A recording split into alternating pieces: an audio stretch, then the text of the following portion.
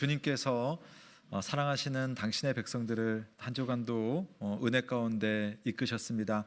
우리가 알지 못하는 동안에도 주님의 섭리는 우리를 감싸고 우리를 붙들고 또 우리를 이끌어 주셨습니다. 그 은혜 안에 살다가 이제 함께 모여서 그 좋으신 하나님의 이름을 찬양하고 그 하나님의 음성을 듣는 시간, 예배의 자리로 모였습니다. 이 귀한 시간을 불러주신 우리 주님의 은혜, 그리고 복된 주의 백성들 기쁨으로 하나님 앞에 예배를 드리겠습니다.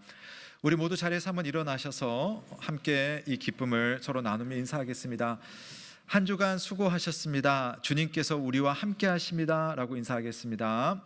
한 주간 수고하셨습니다. 주님께서 우리와 함께 하십니다. 아멘. 여러분들 가운데 계신 주님의 이름을 찬양합니다.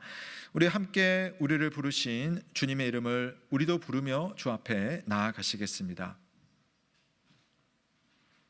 하나님이여, 내 마음을 정하였사오니 내가 노래하며 나의 마음을 다하여 찬양하리로다. 아멘. 하나님 우리 아버지와 주 예수 그리스도로부터 은혜와 평강이 있기를 원하노라. 아멘. 다 함께 영광 찬송 드리겠습니다. 예수 우리 왕이여 찬양 드립니다.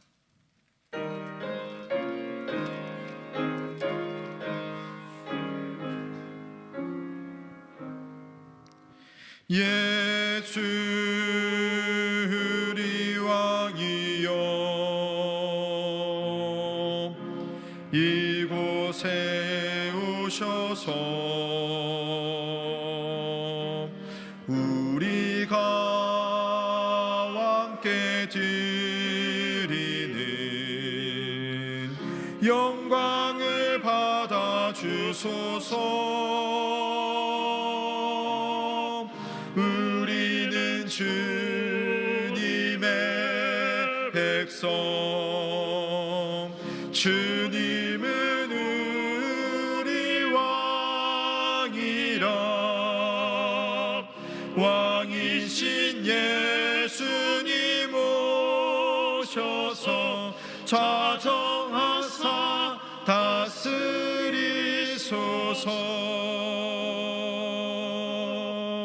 예수 우리 주시여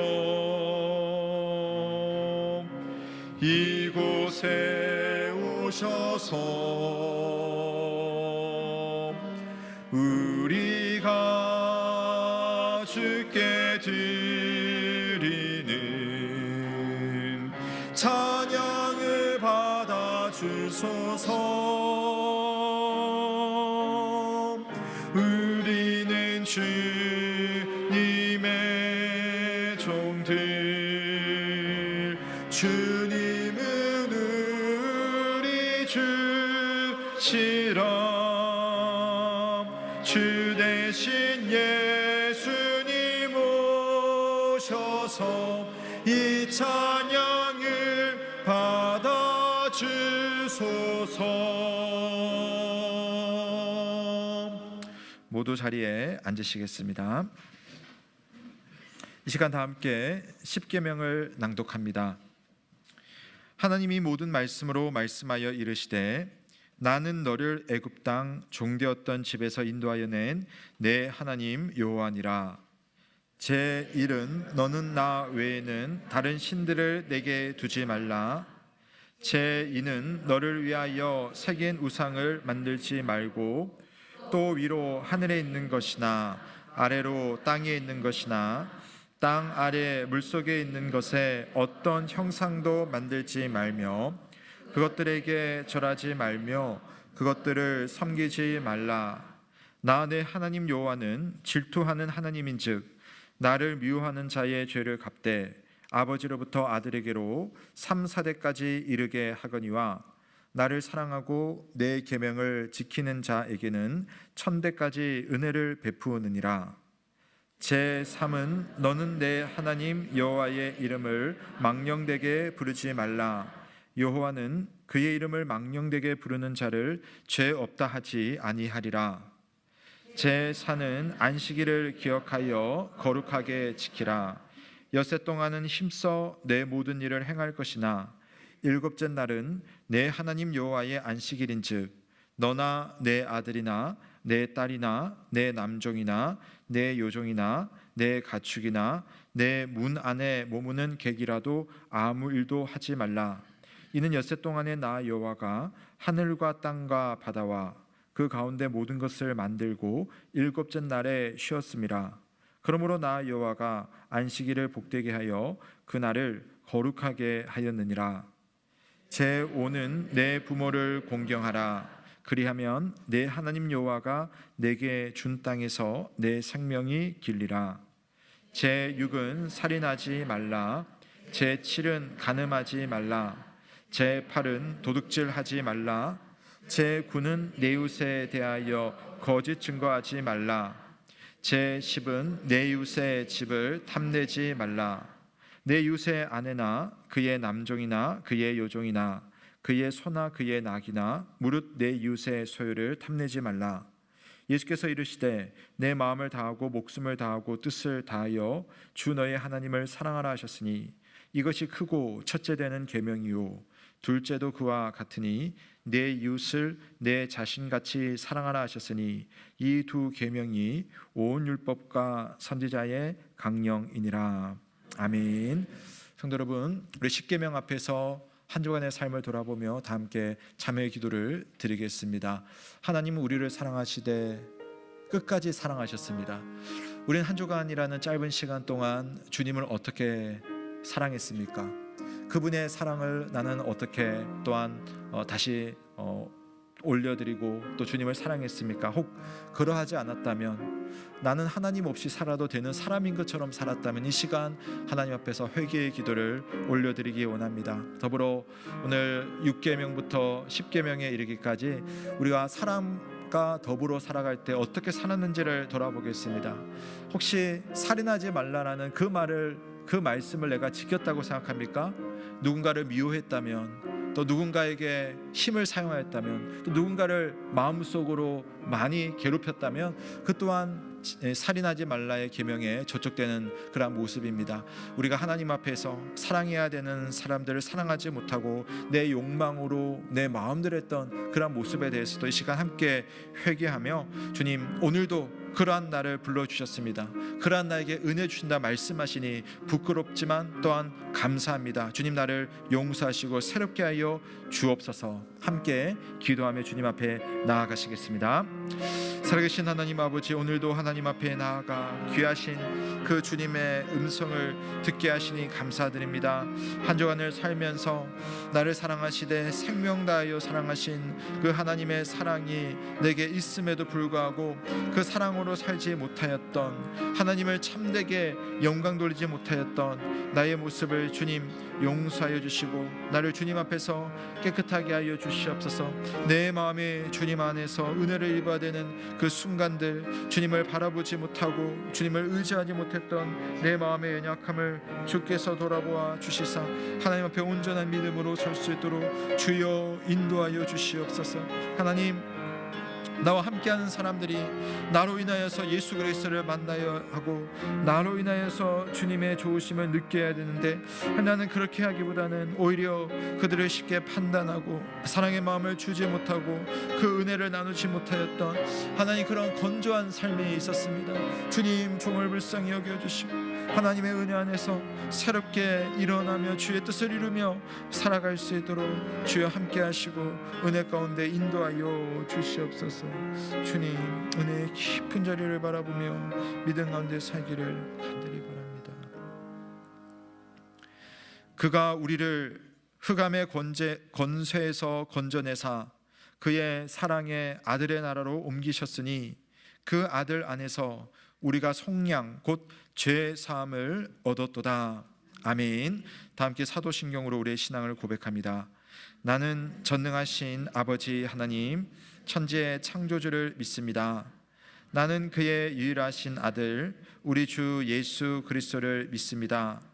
그는 성령으로 잉태되어 동정녀 마리아에게서 나시고 본디오 빌라도에게 고난을 받아 십자가에 못 박혀 죽으시고 장사된 지 사흘 만에 죽은 자 가운데서 다시 살아나셨으며 하늘에 오르시어 전능하신 아버지 하나님 우편에 앉아 계시다가 거기로부터 살아있는 자와 죽은 자를 심판하러 오십니다. 나는 성령을 믿으며 거룩한 공교회와 성도의 교제와 죄를 용서받는 것과 몸의 부활과 영생을 믿습니다. 아멘. 찬송가 23장으로 감사 찬송 드리겠습니다.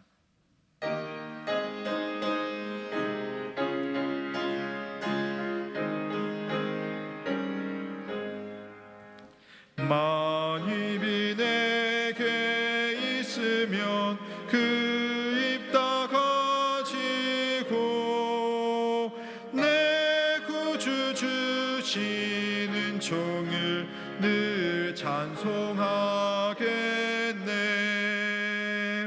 내 은혜로신 하나님 날 도와주시고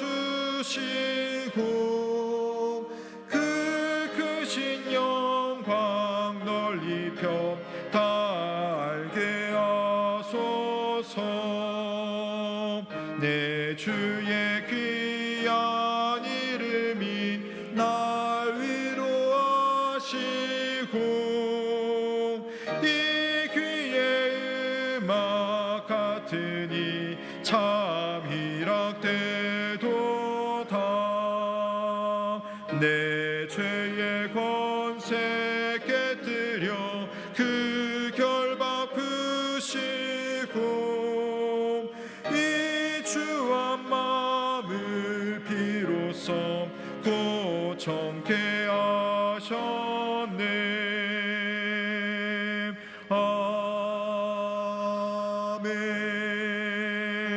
아멘.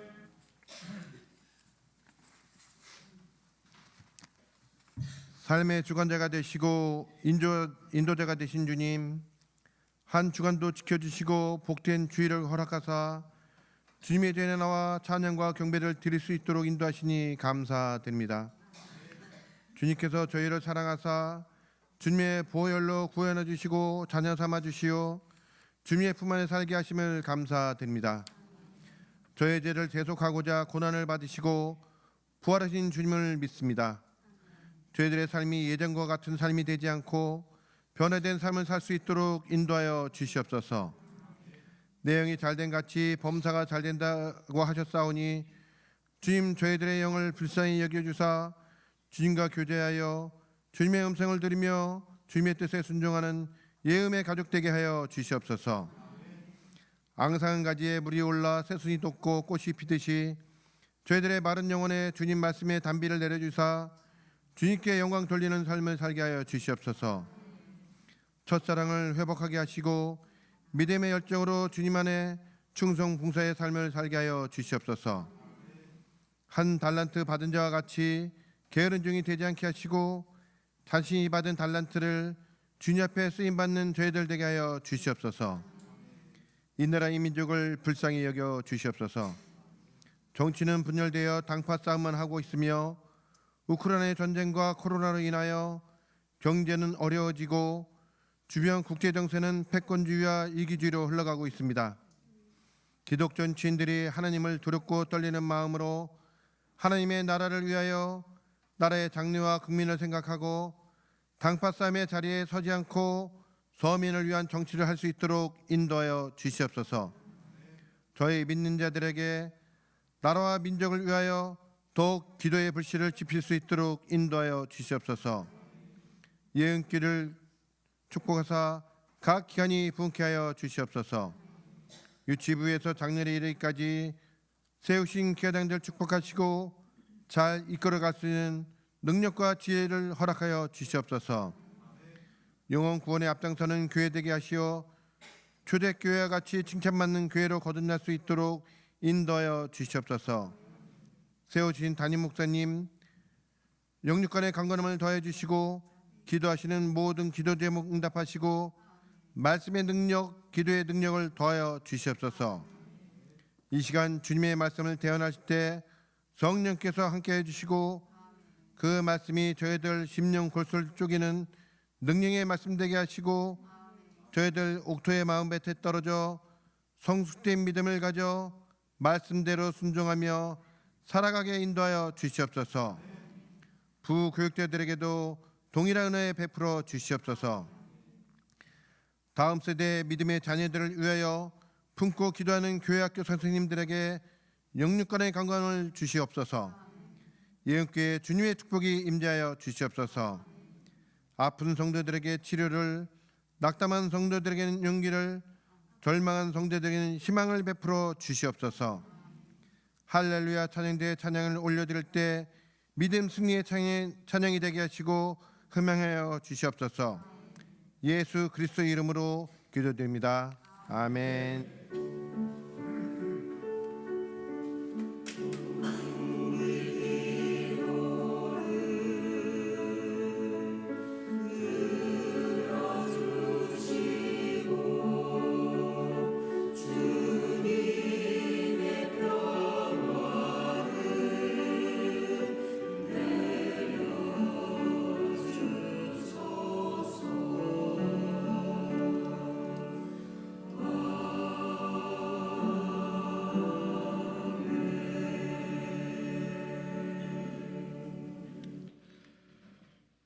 오늘 우리에게 주시는 하나님의 말씀은 마가복음 8장 22절에서 26절 말씀입니다. 신약성경 67면 마가복음 8장 22절에서 26절 말씀을 봉독하겠습니다. 벳세다의 이름에 사람들이 맹인 한 사람을 데리고 예수께 나와 손 대시기를 구하거늘 예수께서 맹인의 손을 붙잡으시고 마을 밖으로 데리고 나가사 눈에 침을 뱉으시며 그에게 안수하시고 무엇이 보이느냐 물으시니 쳐다보며 이르되 사람들이 보이나이다. 나무 같은 것들이 걸어가는 것을 보나이다 하거늘 이에 그 눈에 다시 안수하심에 그가 주목하여 보더니 나아서 모든 것을 밝히 보는지라. 예수께서 그 사람을 집으로 보내시며 이르시되 마을에는 들어가지 말라 하시니라. 아멘. 이는 하나님의 말씀입니다.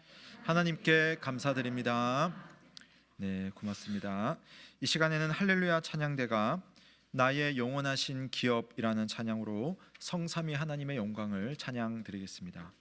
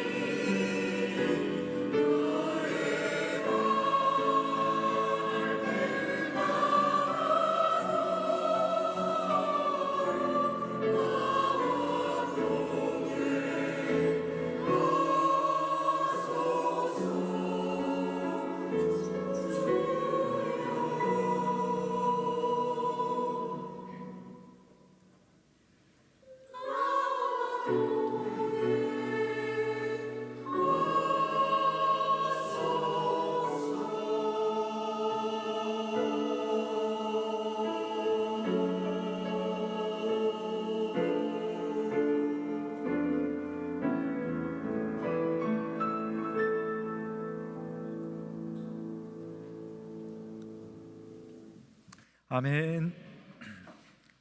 감사합니다. 우리가 어디에 있든지 어디로 가든지 늘 동행해 주시는 참 좋으신 주님의 은혜와 평강이 우리 모든 이음 가족들과 함께하길 주님의 이름으로 축복합니다. 아멘. 여러분 그 서울 회기동에 있는 경희대학교를 혹시 방문해 보신 적이 있으신가요? 이 경희대학교는 사계절 내내 자연 풍경이 참 아름답습니다. 그리고 그 안에 건물들이요, 이렇게 좀 다양한데 어떤 곳은 약간 그리스 신전 같은 느낌이 드는 본관 건물도 있고, 또 곳곳에 보면은 약간 중세 건물 같은 뭐 영국식 그런 어떤 건물도 보이고, 또 중세 성당 같은 형태를 하고 있는 그런 건물들도 있어서 참 보기가 좋습니다. 그 중에 학교 행사나 또 외부 연주회나 콘서트를 많이 하는 한 건물이 있어요. 바로 이곳인데요. 이 건물의 이름은 평화의 전당이라고 합니다. 저희가 학교를 다닐 때에 이 건물의 이름은 사실은 평화의 전당보다는 다른 이름으로 유명했어요. 다른 이름으로. 어떤 이름이었냐면은 누가 아시네? 누가 말씀하셨어요? 예. 비놀리아 관이라고 해서 이 학교가 좀 이 건물을 비놀리아 관이라고 불렀습니다. 사실은 그렇게 부를 만한 이유가 있었어요. 저희 또래나 또는 윗세대 분들은 비놀리아 하면 떠오르는 광고 문구가 있어요. 아시는 거 있으세요? 비놀리아 하면 떠오르는 제품이 있죠. 비누. 그렇죠? 비누 광고에 보면 예전에 보면 아이가 이 비누를 쓰고 어른들이 비누를 쓰고 나서 딱 또 들었는데 뭐라고 하냐면은 아직도 그대로네 이렇게 했었어요. 아직도 그대로네. 그러니까 비누가 어찌 단단하고 내용물이 촘촘한지 써도 비누가 닳지 않는다고 해서 아직도 그대로네. 그래서 그게 비놀리아 비누였어요. 이 평화의 전당을 비놀리아 관이라고 부른 이유는 바로 그것과 관련이 있습니다. 우리나라의 건축 기술이면은 뭐 하나 하면 그냥 뚝딱 지어버리잖아요. 근데 이 건물은요 무려 21년을 건축을 합니다. 이게 너무 잘 지으려고 했었던 건지 뭐 자세한 건 모르지만 뭐 일설에 의하면 경희대학교 뒤쪽이 안기부가 있었거든요. 그래서 안기부 건물이 있었는데 이게 높은 건물이 서다 보니까 이게 건축이 완공이 안 됐다라는 설도 있고, 또 내부적으로 아주 탄탄하게 짓기 위해서 내부 이 건물을 짓느라고 뭐 그랬다 이런 말도 있었는데, 어쨌든 그러다 보니까 21년 동안 이 건물은 상당히 외형은 갖춰져 있는데 어둡고 또 왠지 흉물스러운 그런 건축물이었습니다. 그래서 학생들은 밤이 되면 이게 건물도 산 밑자락 언덕에 있거든요. 그쪽은 다니지를 않아요. 그래서 남자들은 술 마시고 담력 훈련을 할 때 다녀와 봐라 이렇게 하기도 하는 그런 건물이 저 비놀리아 관이었습니다. 그랬던 비놀리아 관이 21년이라는 시간이 지났을 때에 결국은 완공을 하게 되고 또 이곳에서 졸업도 하게 됩니다. 사실 학생들은요 그랬었어요. 입학을 하고 학년이 올라가고 남자들이 군대를 다녀와도 아직도 그대로네, 심지어 졸업을 해도 아직도 그대로네 해서 이게 그냥 이 상태로만 있을 것 같았어요. 근데 어느 순간 이 건물이 완공하고 거기서 졸업식도 거행을 하게 됩니다. 제가 그 역사적인 첫 해 졸업식에 제가 있었어요. 제가 그 학교를 졸업했거든요. 그래서 제가 이 이야기를 꺼낸 이유는 오늘 본문과도 관련이 있습니다. 아직도 그대로네. 우리는 지난주 말씀에서 비슷한 표현을 들었습니다. 바로 예수님께서 제자들에게 하신 말씀이었어요. 바리새인과 헤롯의 누룩을 조심하라라고 했더니 제자들이 선생님의 말씀을 오해를 했어요. 우리에게 떡이 하나밖에 없는데 그걸 책망하시는구나 라고 했던 거죠. 그런 제자들을 보면서 예수님의 입에서 탁 튀어나온 말씀이 너희가 어찌 떡이 없음으로 수군거리느냐, 아직도 알지 못하며 아직도 깨닫지 못하느냐, 너희 마음이 둔하냐, 너희가 눈이 있어도 보지 못하며 귀가 있어도 듣지 못하느냐, 또 기억하지 못하느냐, 아직도 깨닫지 못하느냐. 그 말씀 기억나죠? 아직도 그대로네. 상당히 비슷한 어감이 있습니다. 저는 지난주 말씀에서 이 아직도라는 표현이 사실은 제자들을 향해서 실망하고 포기한 말씀이 아니라고 말씀드렸어요. 오히려 너희가 아직은 이 정도까지 왔구나. 그러니 너희에게는 가야 할 길이 남아 있단다. 그러니 나와 함께 계속 가자꾸나 라는 책망이지만 격려가 담겨있는 책망으로 지난주 말씀을 드렸습니다. 사랑하는 성도 여러분, 주님께서 여러분을 주님의 제자로 하나님 나라의 백성으로 부르실 때는 처음부터 완성형 크리스천을 발굴해가지고 그 자리에 앉히는 것이 아닙니다. 솔직히 우리가 주님을 만나지 않았다면 죄의 사슬에 묶여서 오로지 세상만을 바라보며 살았을 사람들입니다. 예수님께서 그런 우리를 찾아내어서 결박을 풀어내신 다음 우리로 하여금 이제 죄와 싸우면서 한 걸음 한 걸음 나아가는 사람들로 우리를 부르셨다라는 사실을 믿으시기를 주임으로 축원합니다. 그래서 여러분, 아직도 그대로네 라고 하는 그 표현을 겉으로는 할 수 있지만 그러나 이미 그 안에는요 이제 공사가 계속 진행되고 있고 완공을 향해서 가고 있는 겁니다. 돌아보면 내가 주님을 믿고 꽤 먼 길을 왔다고 해도 사실은 다시 앞을 보면 우리가 아직도 가야 할 길이 얼마나 많이 남아 있는지 몰라요. 저는 그렇습니다. 열심히 말씀을 읽고 또 신학교에 입학하고 또 계속 학교 공부를 하면서 신학을 공부하고 또 기도하면서 목사가 되면 제 스스로도 꽤 괜찮은 성도가 되겠지라는 생각을 사실은 했었어요. 그런데 주님이 보여주신 길을 생각해보고 내가 걸어온 그 길을 비교해보면 참 나는 너무나 부끄러운 신앙의 소유자구나, 아직도 그대로네 라는 생각을 할 때가 참 많습니다. 여러분은 어떠세요? 하지만 그럴 때마다 다시 생각을 해야 할 점이 있습니다. 그것은 나의 부름이 어디서 왔는가? 내가 잘났기 때문에 하나님 나를 부르셨는가? 아니면 다른 부름이 있는가? 또는 그렇다면 나를 부르셨을 때에 나를 다듬으시는 분은 과연 어떤 분이신가? 또 내가 길을 가야 되는데 이 길을 인도하시는 분은 과연 어떤 분이신가 하는 원점으로부터의 생각이 사실은 필요합니다. 자, 우리보다 훨씬 더 믿음의 고수이지만 사실 그나마 우리와 가까운 사람을 제가 꼽아본다면 아브라함이 아닐까라는 생각이 듭니다. 어떻게 우리가 아브라함과 비교를 하느냐. 하지만 여러분, 아브라함에게 일어난 일을 한번 보십시오. 창세기 12장 1절부터 4절 말씀 제가 한번 읽어드릴게요. 여호와께서 아브라함에게 이르시되 너는 너의 고향과 친척과 아버지의 집을 떠나 내가 너에게 보여줄 땅으로 가라. 내가 너로 큰 민족을 이루고 내게 복을 주어 내 이름을 창대하게 하리니 너는 복이 될지라. 너를 축복하는 자에게는 내가 복을 내리고 너를 저주하는 자에게는 내가 저주하리니 땅의 모든 족속이 너로 말미암아 복을 얻을 것이라 하신지라. 이에 아브라함이 여호와의 말씀을 따라갔고 롯도 그와 함께 갔으며 아브라함이 하란을 떠날 때에 75세였더라. 그러니까 나이가 많은 노년의 아브라함에게 일어난 일입니다. 여러분, 하나님 없이 세상에 물들어 살았던 아브라함을 누가 부르셨습니까? 바로 여호와께서 아브라함을 부르셨어요. 그때 아브라함은 어떤 상태였습니까? 방금 말씀드렸지만 아브라함이 완성형 크리스찬으로서 주님의 부름을 받은 게 아니에요. 하나님을 모를 때 하나님이 아브라함을 불러내신 겁니다. 그리고 오늘 너를 통하여서 열방이 복을 얻을 것이라고 했는데 여러분, 아브라함에게 스스로 복이 나오고 있습니까? 그게 아니잖아요. 내가 너를 복이 되게 하겠다, 내가 너에게 복을 주겠다라고 아브라함을 불러내신 여호와 하나님이 아브라함을 복의 사람으로 다듬어 내십니다. 어디로 가야 할지 사실은 아브라함은 몰랐어요.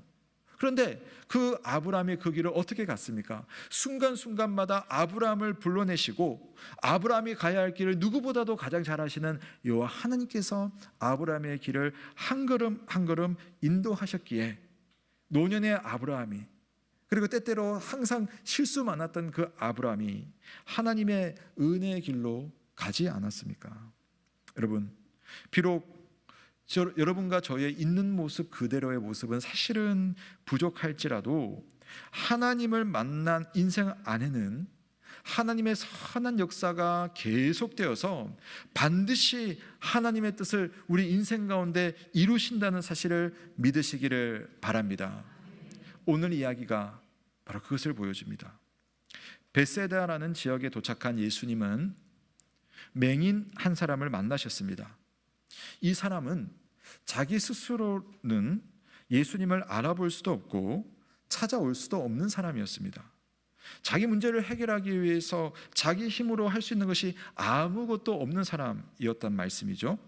지난 7장에서 보았던 귀 먹고 말 더듬었던 사람처럼 사람들이 데리고 와서 그때야 예수님께 부탁을 한 겁니다. 그것도 맹인이 부탁한 게 아니에요. 데리고 온 사람들이 부탁을 합니다. 예수님, 이 사람 참 불쌍한 사람입니다. 이 사람에게 제발 손을 좀 대해 주십시오. 선생님, 이 불쌍한 사람 제발 좀 고쳐주세요 라고 했던 겁니다.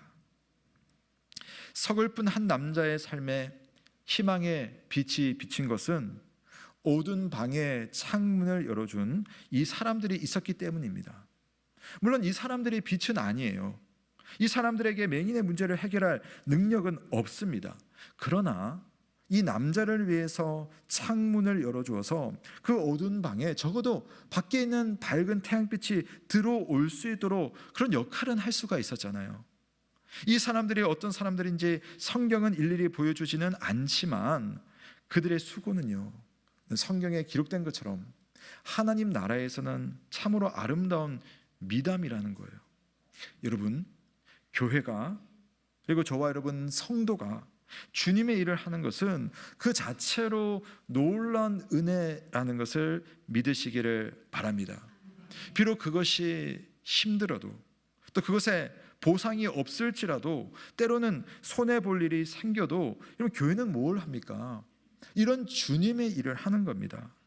교회가 하는 일이 주목받거나 박수받는 일이 없으면 어떻습니까? 괜찮습니다. 교회는 세상의 이득을 얻는 사업장이 아니라 주님의 나라를 위해서 아낌없이 내어주는 아버지의 품이 되어야 한다는 사실입니다. 우리는 그런 귀한 일을 위해서 주님의 부름을 받았습니다. 비록 남들에게는 그 이름 드러나지 않았지만 그러나 내 옆에 누군가가 주님을 만나야 된다면 그 어두운 방에 빛이 들어올 수 있도록 작은 창문을 열어줄 수 있는 믿음의 사람들이 되시길 주의 이름으로 축원합니다. 여러분, 지금 대한민국 우리 사회를 뒤집어 놓은 전세 사기 사건, 이 사건이 참 우리한테 너무나 가까운 곳에서 벌어지지 않았습니까? 지난주만 하더라도 청년이 또 열심히 살았던 가장이 희망을 놓아버린 채 세상에 이별을 고했습니다. 학업 경쟁에 스트레스 받는 어린 학생들, 또 살다 보니까 쉽게 큰 돈을 벌 수 있구나 하는 그 청소년들이 요즘 마약의 유혹 안에 있다고 합니다. 여러분, 옛날에 우리가 학창 시절에 상상도 못했던 일들이 지금 일어나고 있어요. 괜찮아 보이지만 사실은 외로운 사람들이 내 주변에 얼마나 많습니까? 여러분 곁에 삶이 서글픈 그 누군가가 있을지도 모릅니다. 은혜가 필요한 그 사람에게 우리가 할 수 있는 일이 대단치 않겠지만 그러나 적어도 우리는 그 사람의 삶 속에 한 줄기 빛이 들어올 수 있도록 작지만 창문을 열어줄 수 있기를 주님의 이름으로 축원합니다. 그 사람 잘 있는지 관심을 가지는 것, 그 사람은 몰라도 그를 위해서 내가 오늘도 기도하는 것, 때때로 내가 당신 곁에 있다고 말해주는 것, 무엇보다 당신에게는 예수 그리스도가 필요합니다라고 말해주고 소개할 수 있는 것, 우리가 할 일이 있고 내가 그 사람 곁에 있는 이유가 있다는 사실을 꼭 기억하셨으면 참 좋겠습니다. 제가 처음 제 스스로 교회라고 발디딘 곳이 요즘 사람들의 질타를 심하게 받고 있는 바로 그 이단이었습니다. 성경을 전혀 모르는 저였기 때문에 이게 이단인지 뭔지를 제가 분별할 재간이 없었죠. 교회에 대해서, 교리에 대해서는 저는 오늘 말씀에 나오는 앞을 바라보지 못하는 맹인과 똑같았습니다. 하지만 그런 저를 위해서 오랫동안 기도해 온 제 친구가 있었거든요. 그 친구가 야, 얘가 이제 눈을 떠야 되는 시간이구나. 그 타이밍을 알아보고 저를 불러내어서 예수님께로 안내를 해준 것입니다. 저는 평생을 살면서 저를 불러내어 주신 이가 분명히 하나님이신데, 하나님은 제 곁에 있는 한 사람을 통해서 나를 불러주셨구나 라는 생각을 늘 하며 하나님께 감사하고 내 친구에게 늘 감사를 하고 있습니다. 우리 모두가 누군가에게 그 한 사람이 될 수 있기를 주님의 이름으로 축원합니다. 물론 표가 나지 않는 일일 수도 있겠지만, 그러나 하나님의 일은 반드시 선한 결과를 이루어내세요. 어떻게? 하나님의 시간 안에서, 그리고 하나님의 방법 안에서 하나님은 그 일을 하시는 겁니다. 오늘 그 이야기를 함께 보고 있는데요. 자, 예수님께서 맹인을 만나시고는 맹인을 아주 특별하게 대해 주십니다. 여러분, 이게 시각 장애를 가진 사람은 제가 어떻게 말할 수 있겠습니다만은, 그냥 촉각이라든지 또 청각이라고 하는 것이 얼마나 발달했겠습니까? 거기에 의지하니까요. 근데 예수님께서 그걸 다 사용하세요. 그 사람에게 없는 부분에 대해서 그 사람의 필요를 채우기 위해서 먼저 손을 잡아주시고 또 그에게 탓하게 말해주십니다. 그 손잡고 마을 밖으로 데리고 나가십니다. 그리고 귀 안 들리는 사람에게 했던 것처럼 침을 뱉어서 눈에 바르시고는 안수하셨어요. 저번에도 말씀드렸지만 이게 침 받는 게 이상한 게 아니에요. 침 뱉는 게 그 당시에는 이게 치료의 행위로 사람들이 여겼기 때문에 사실 주님께는 그게 필요 없지만 이 사람의 감정과 이 사람의 필요를 의도적으로 이렇게 어루만져 주기 위해서 그렇게 하셨던 겁니다. 그렇게 하시고 기도하신 이후에 주님께서 물으셨어요. 그래, 무엇이 보이느냐? 너에게 무엇이 보이느냐? 한번 눈을 떠봐 라고 했던 겁니다. 여러분, 주님께서 눈에다가 침도 발라주시고 손을 얹고 기도해 주시고 따뜻하게 말씀해 주셨어요. 무엇이 보이느냐? 그러면 여러분, 무엇이 보여야 합니까? 무엇이 보여야 합니까? 전부 다 보여야죠. 주님의 능력이라면 모든 것이 다 보여야 되지 않습니까? 예수님께서 맹인의 마음에 감동되도록 하셨고 이렇게나 치료해 주셨는데 당연히 다 보여야죠. 자, 그런데 맹인의 반응이 살짝 이상하네요. 24절 말씀 보십시오. 쳐다보며 이르되 사람들이 보입니다. 그런데 사람들이 명확하게 보이는 것은 아니고 나무 같은 것들이 걸어가는 것이 보입니다 라고 말을 하는 거예요. 아, 이거 뭔가 좀 이상하다. 예수님께서 이 사람 위해서 이렇게 기도하시고 치료해 주셨는데 이게 제대로 안 된 것이 아닌가? 물론 아무것도 보이지 않을 때보다야 훨씬 낫겠지만 그래도 예수님의 능력이라면 아니 이 사람을 이렇게 하시지는 않을 텐데. 제가 지금 안경을 딱 벗으면 여러분 이렇게 안 보이거든요. 여러분 아마 걸어 다니시면 아마 이 사람처럼 나무들이 걸어 다닌 것으로 아마 저한테는 보일 거예요. 주님의 능력이라면 아니 이 정도 깨끗하게 하시지 않겠느냐라는 거죠. 자, 예수님께서 이 대답을 들으시고는 자, 그 눈에 다시 안수를 하십니다. 이게 또 이상해요. 자, 그렇게 했더니 이제사 우리가 예상하는 것처럼 깨끗하게 보이게 되는 겁니다. 25절 말씀 우리 한번 같이 읽겠습니다. 시작.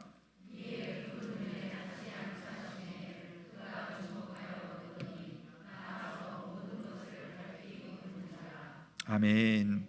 자, 처음 안수했을 때보다 이제 두 번째 안수를 했더니 확실히 나아집니다. 오늘 읽었던 본문에는 세 가지 차원으로 이렇게 이야기되고 있어요. 첫 번째, 그 사람이 안수를 받은 이후에 주목하여 봅니다. 주목해서 본다라는 말은 디아블레포라고 해서 명확하게 본다라고 하는 그런 뜻이에요. 그러니까 영어는 재밌게 이걸 영어 성경에는 한 성경은 이렇게 번역했습니다. 그 사람의 눈이 열렸다라는 표현을 합니다. 그러니까 그 앞에는 열리지 않았다는 건가? 보이긴 보였어요. 그러나 지금 예수님께서 이제 명확하게 볼 수 있도록 눈을 열어주십니다. 그 말은 어떤 의미냐면 나았다. 이제 시력이 완벽하게 회복이 되었다. 물론 앞에는 아직 회복이 완벽하게 되지는 않은 것 같아요. 세 번째, 그리고 나서 모든 것을 밝히 보게 됩니다. 그 결과입니다. 앞으로 이 사람은 주변의 모든 것을 이제는 잘 확인하고 알아보면서 살게 될 것이다 라는 말입니다. 이런 한번 비교를 해보십시오. 앞과 뒤를. 혹시 예수님의 치유가 미진했기 때문에 이렇게 되는 걸까? 혹 제대로 치료가 안 된 건 아닐까? 예수님도, 우리 인간은 그럴 수 있잖아요. 의사가 아무리 명의라 할지라도 한 번에 안 되는 게 있을 수 있죠. 혹 예수님도 그런 것은 아닐까? 그래서 다시 안수한 것이 아닐까? 여러분 어떻게 생각하세요? 주님이 이게 좀 안 되니까 한 번 더 기도를 한 걸까라는 생각이 드십니까? 여러분, 이 마가복음이라는 성경은요, 예수님을 잘 모르는 사람들을 위해서 쓰여진 성경이에요. 로마에 있었던 마가가 로마에 살고 있는 그리스도인들과 또 예수를 믿어야 되는 사람들, 그 이방인들을 위해서 쓴 성경이 마가복음이거든요. 그러면 어떻게 쓰겠어요? 예수님은 실수도 하신다. 예수님은 뭔가 했는데 한 번에 해결이 안 되고 또 기도하고 또 기도해야 된다. 그렇게 마가가 성경을 쓰겠습니까? 그런 의도를 가질 리가 없어요. 근데 오늘 왜 그러면 이런 장면이 나오고 있는가? 여러분, 마가를 통해서 성경을 기록하게 하신 성령 하나님은 예수님에 대한 모습보다는 오늘 이 장면을 통해서 우리에 대해서 생생한 가르침을 주시는 겁니다. 무슨 말이냐면, 지금까지 마가복음의 흐름, 제가 몇 번을 강조했는지 모릅니다만은 이야기를 생각해 보면 주님을 만난 제자들을 생각해 보세요. 이 사람들은 주님을 만나는 순간 완성품으로 변모하지 않았어요. 항상 뭔가 모자랐어요. 나사가 빠진 것 같았습니다. 오히려 우리 지난주에 본 것처럼 아직도 깨닫지 못하느냐, 아직도 그대로네, 그 상태였다는 겁니다.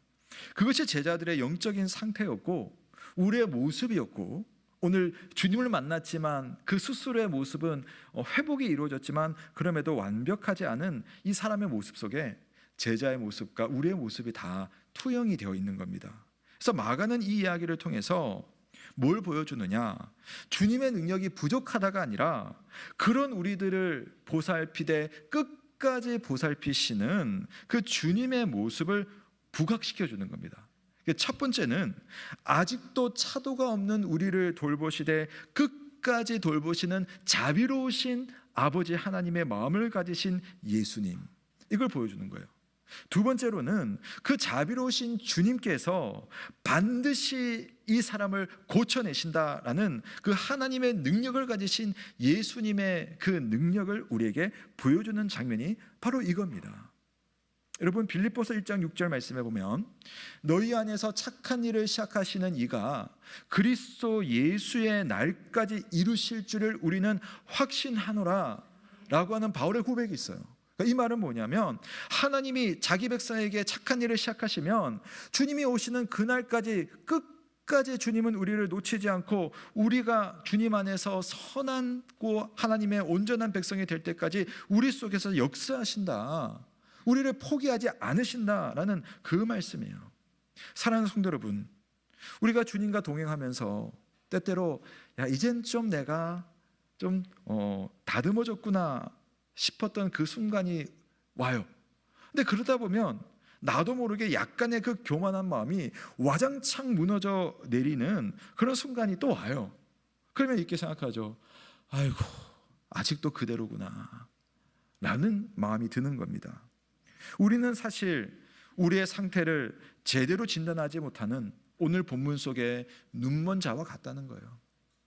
믿음으로 다리를 완성했어요. 보니까 나 여기 뛰어다녀도 되겠어 라고 하는데 사실은 기둥이 하나 빠졌어요. 기둥이 세워져야 돼요. 근데 내 눈에는 다리가 완성되어 있거든요. 그냥 지나가는 겁니다.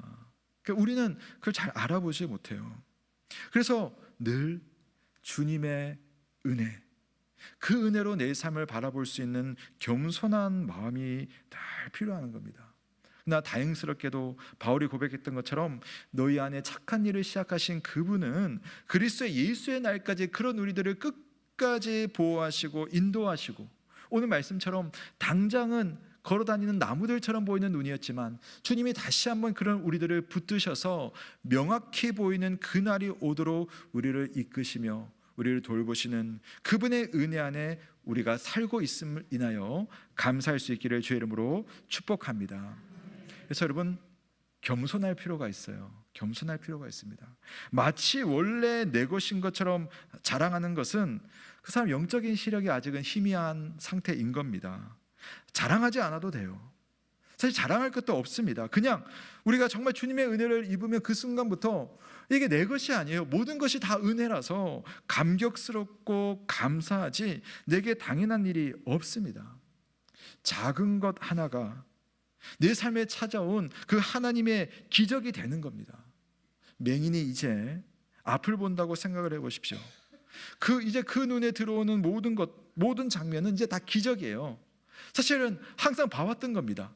근데 봐온 게 아니라 항상 그 곁에 있었던 거예요. 그런데 눈을 뜨고 보니까 항상 있었던 그것이 감격이고 기적으로 바뀌어져 있는 거죠. 여러분, 그 다음 예수님께서 어떻게 하는지 보십시오.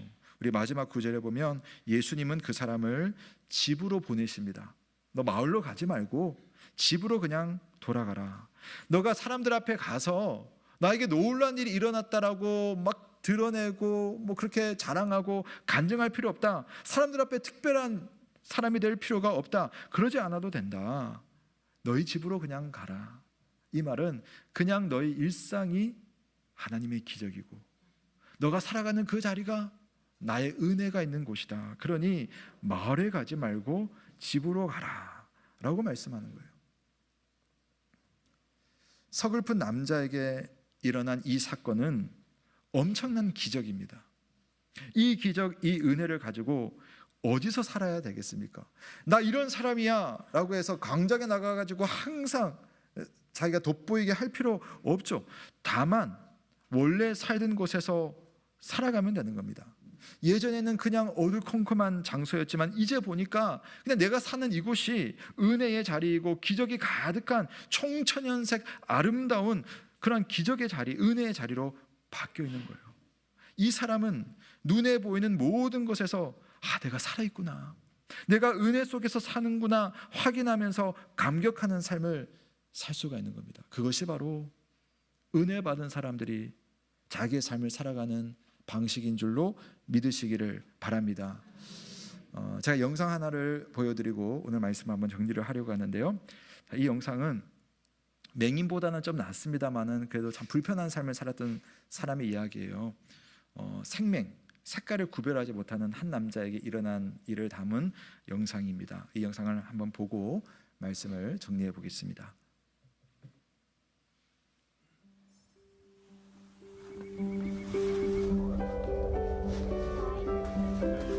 I previously kept it in the box.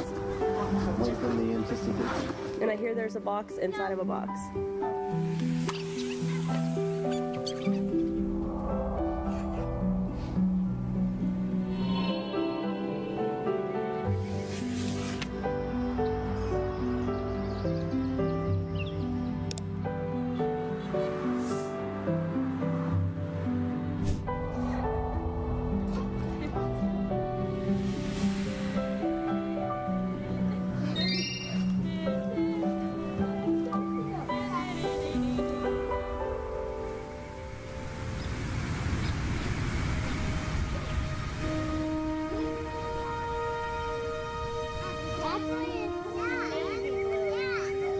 Is it really different?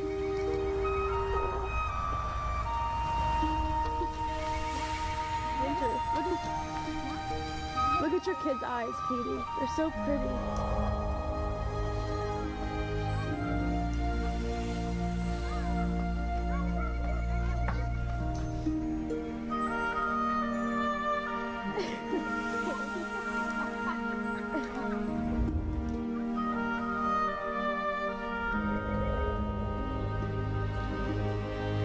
That's super overwhelming. I bet. Oh man. Her coat is very purple. And Cora's coat. It's a new world.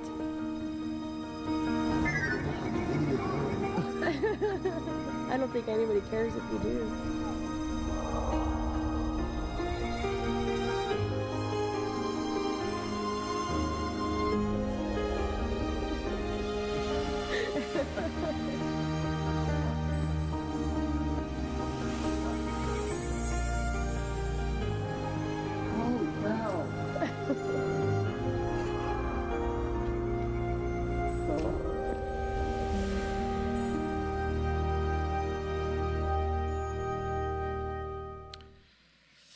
네, 맹인의 상황과는 또 그래도 훨씬 나은 상황의 사람이었습니다. 그럼에도 그가 색을 찾게 되었을 때 얼마나 감격하는지 보십시오.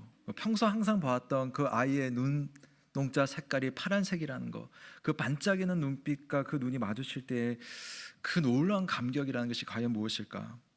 항상 거기 있었는데 이제 문명의 이기입니다만은 그 안경 하나 쓰고 보니까 세상이 달라지는 겁니다.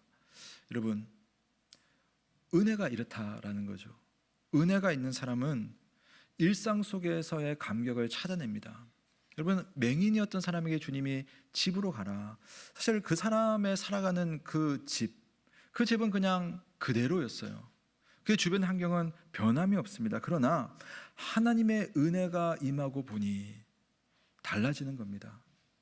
항상 거기 있는 내 배우자가 은혜 받고 보니까 얼마나 고마운 사람인지, 예전에는 남들과 비교하기 바빴던 내 아이가 그 존재만으로도 보석과 같을 수 있는 것은 내 안에 은혜의 시력이 회복되기 때문입니다. 그동안 나를 골치 아프게 했던 문제마저도 사실은 나를 살게 하는 동력이 되고, 그것 때문에 내가 죽겠구나 했었는데 이제는 그를 이기며 내가 살겠구나 하는 마음의 변화를 주는 것이 하나님의 은혜입니다.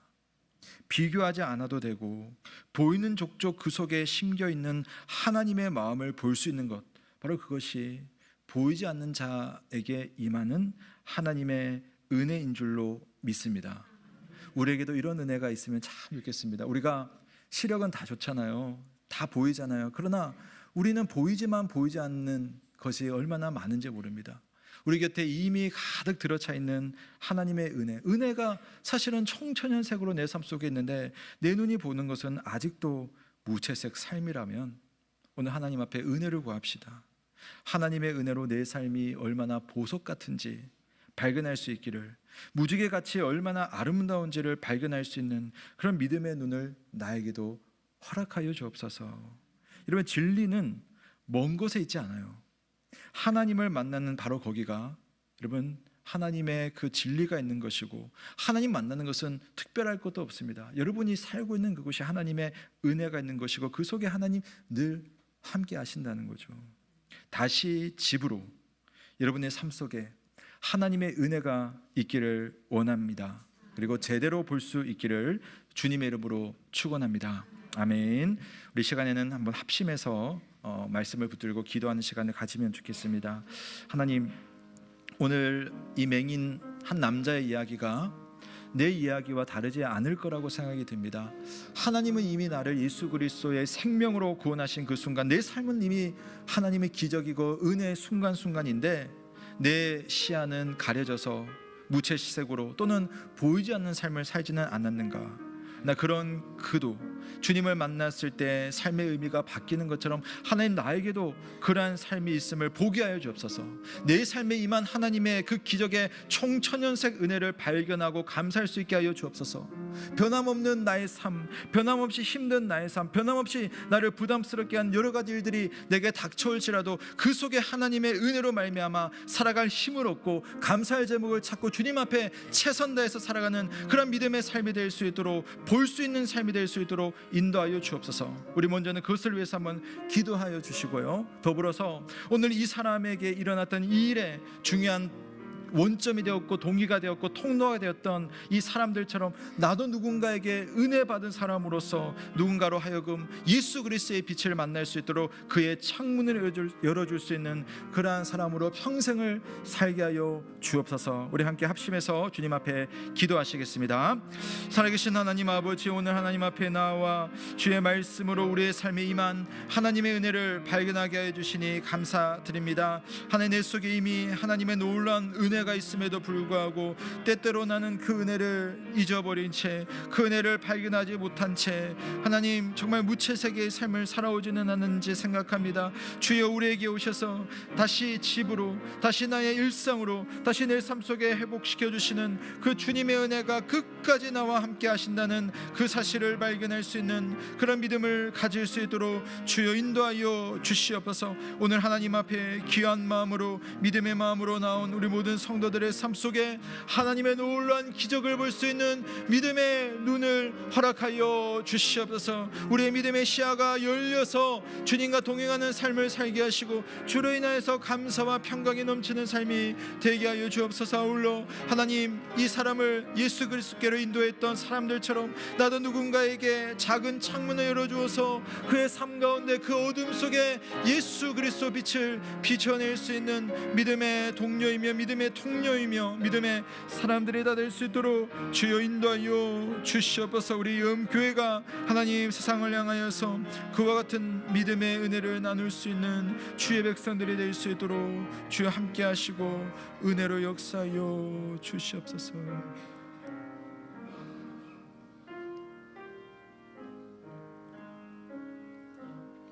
고마우신 주님, 우리가 맹인과 같은 영적인 형편으로 우리의 모습을 보면 아직도 그대로 아직도 깨닫지 못한 채로 살고 있지만 우리 주님은 어찌해서인지 우리를 포기하지 아니하시고 우리를 붙들어 주시되 죽기까지 끝까지 영원토록 우리의 삶을 붙들어 주시고 인도하신다 말씀하여 주시니 감사드립니다. 주님, 그러므로 내 삶이 지금은 무채색으로 보이고 때로는 깜깜하게 아무것도 보이지 않는다 할지라도 믿음으로 주님의 음성을 듣고 믿음으로 주님의 손을 붙잡을 수 있도록 주여 우리를 인도하여 주시고 또 그런 가운데 우리의 눈을 뜨게 하심으로 이미 내 삶이 하나님의 은혜이며 하나님의 기적 속에 살고 있음을 발견하며 오늘을 살아가는 우리의 믿음이 될 수 있도록 주여 인도하여 주옵소서. 오늘 삶 속에 기적이 안 보여서 은혜가 안 보여서 내 마음이 답답한 성도들이 계시다면 주님, 우리의 눈을 열어주셔서 은혜 볼 수 있는 시야, 기적을 느낄 수 있는 시야, 내 삶의 일상이 하나님의 놀라운 것 투성이라는 것을 발견할 수 있는 그런 믿음이 되게 하여 주시고 그 좋은 것을 또한 이웃에게 나눌 수 있는 따뜻한 마음 가질 수 있도록 또 인도하여 주시옵소서. 이 시간 주님 앞에 귀한 것을 올려드립니다. 우리의 봉헌을 받아주시고 주께서 주의 백성들과 주님의 교회가 정말 주님 기뻐하시는 믿음의 길로 갈 수 있도록 인도하여 주시되 우리 성도들의 삶마다 하나님 채워주시는 은혜를 경험케 하여 주옵소서. 감사를 드리며 살아계신 우리 구주 예수 그리스도의 이름으로 기도드립니다. 아멘. 이 시간에는 봉헌과 함께 특송의 시간이 있겠습니다. 우리 지휘자이신 한종훈 집사님께서 특송으로 영광을 돌리고 이 시간 봉헌하겠습니다. 네, 교회 소식 전해드리겠습니다. 다음 주일 소식인데요. 다음 주일에는 성찬식이 진행되겠습니다. 오전 1, 2부 예배 시에 우리 세례 교인 중 무흠 세례 교인들은 성찬식에 참여해서 우리 주님의 은혜와 또 주님의 돌보심을 함께 누리겠습니다. 예, 그리고 오후 예배에는요 특별한 분을 좀 모셨는데요. 태국에서 사역하시는 배병걸 선교사님을 초청을 했습니다. 우리 배 선교사님은 이제 태국의 아주 베테랑 선교사님이신데 요즘에 아시다시피 미얀마가 민주화 운동으로 참 어려움을 겪고 있어요. 근데 현재 이제 정부가 군부가 교회를 상당히 박해를 하고 있습니다. 교회를 무너뜨리고 제가 기도 제목도 한번 드린 적이 있는데 성도들도 죽이고 목회자 가정 막 죽기도 하고 불타기도 하고 교회가 막 부서지고 그랬거든요. 그래서 접경 지역에 있는 미얀마 성도들 중에 살아남아서 국경을 넘어서 태국으로 들어갑니다. 마침 선교사님이 그분들이랑 이렇게 접촉이 돼서 그분들을 지금 돌보고 섬기는 일들을 또 하고 계십니다. 그래서 다음 주에 좀 그런 말씀도 듣고 하나님의 말씀을 함께 나누면서 주님의 일하심에 대해서 함께 감사드리고 또 기도하는 제목 찾는 그런 시간이 되었으면 좋겠습니다. 예, 새가족반 모임 소식입니다. 오늘부터 6주간 시작이 되었습니다. 위에서 기도해 주시면 감사드리겠습니다. 네, 교우 소식입니다. 네, 지난 수요일부터 금요일까지 우리 방희영 집사님 어머니이신 박희래님의 장례가 있었습니다. 예, 우리 집사님 오늘 오셨는데 제가 너무 죄송한 것이 좀 미리 알아가지고 여러분께 공지하고 그렇게 알리고 했었어야 되는데 그 시간들이 좀 없었던 것 같아요. 그래서 우리 집사님께서 또 양해해 주시고 뭐 굳이 공지할 필요 있겠느냐, 주부할 필요 있겠냐 그래서 하지만 또 제가 남기고 또 많이 위로해 주시면 좋겠다는 생각이 들어서 광고를 드립니다. 우리 집사님 가정에 하나님의 특별한 위로와 또 은혜가 있기를 이로 많이 기도해 주시고 또 위로해 주시길 부탁드리겠습니다. 교육부서 소식입니다. 다음 주 소식인데요. 우리 초등부가 야외 예배를 준비하고 있습니다. 모처럼 또 나가서 아이들 또 신나는 시간 가지고 돌아올 수 있도록 우리 아이들 또 많이 축복해 주시고 또 사랑해 주시기를 부탁드리겠습니다. 나머지 내용은 주보를 참조하시겠습니다. 모두 자리에서 일어나시겠습니다. 자, 우리 옆에 계신 분에게 우리 믿음으로 한번 그 분의 삶을 축복하며 선포하면 좋겠습니다. 당신의 일상이 기적입니다라고 하면 인사하겠습니다. 당신의 일상이 기적입니다. 네, 한 번만 더 기도할까요? 기적을 볼 수 있기를 축복합니다. 인사했습니다. 기적을 볼 수 있기를 축복합니다. 아멘. 우리 다 함께 마침 찬송하시고 강복 선언으로 예배를 마치겠습니다.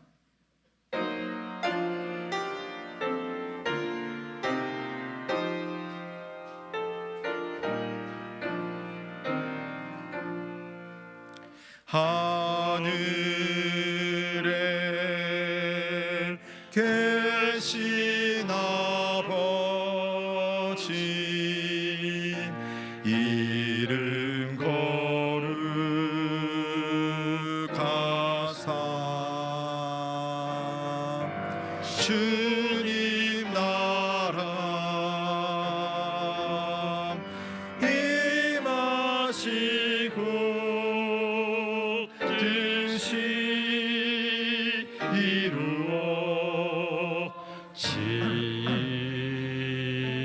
이루어지이다. 일용할 양식 주시고 우리들의 큰 죄 다 용서하옵시고 또 시험에 들게 마시고 악에서 구원하소서. 대개 주의 나라 주의 권세 주의 영광 영원히